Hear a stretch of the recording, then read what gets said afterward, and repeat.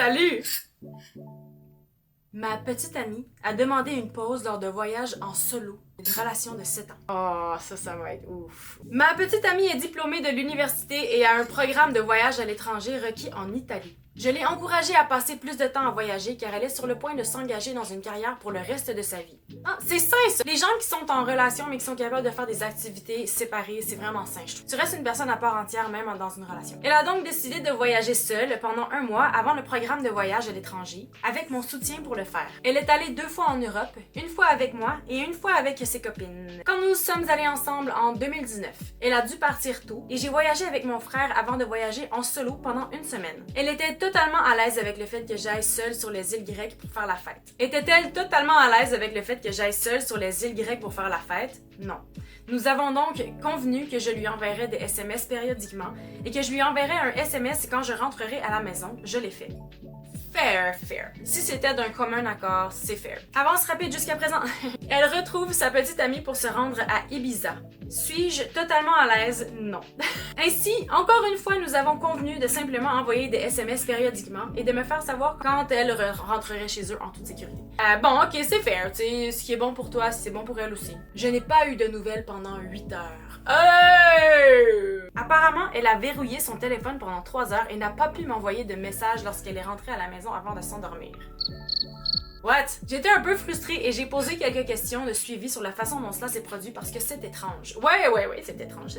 Hein? Elle s'est mise sur la défensive et m'a donné l'attitude d'avoir à s'expliquer avec moi. Je l'ai expliqué que j'avais parfaitement le droit de demander puisque je suis son petit ami depuis 7 ans. Voilà. J'ai laissé tomber la conversation et j'ai dit que nous pourrions parler plus tard. Elle est ressortie le lendemain soir et m'a envoyé un court texto rentré à la maison.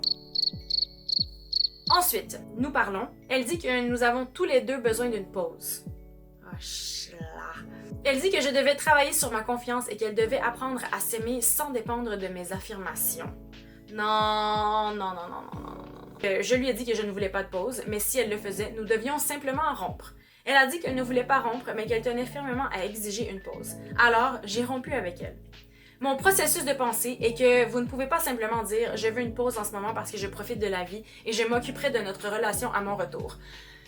Ouais, ça c'est très légitime. Quand j'étais seule en Grèce, elle est devenue super jalouse et en colère face à une situation. Qu'est-ce que j'ai fait? J'ai quitté le club et je l'ai appelée immédiatement pour discuter de la situation.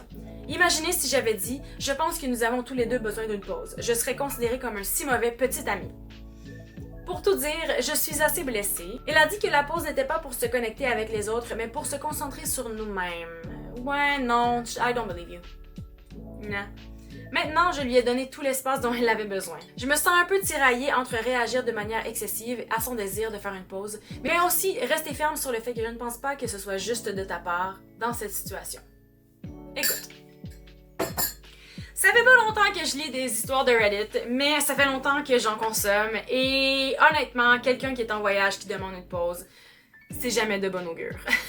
Je sais que tu voulais pas finir la relation, mais si cette personne-là est rendue ailleurs, des fois, c'est pour le mieux. Et c'est aussi pour ta santé mentale. Je pense vraiment qu'elle est juste pas très honnête avec toi. Elle est peut-être même pas honnête avec elle-même sur les raisons qui l'ont menée à vouloir une pause avec toi.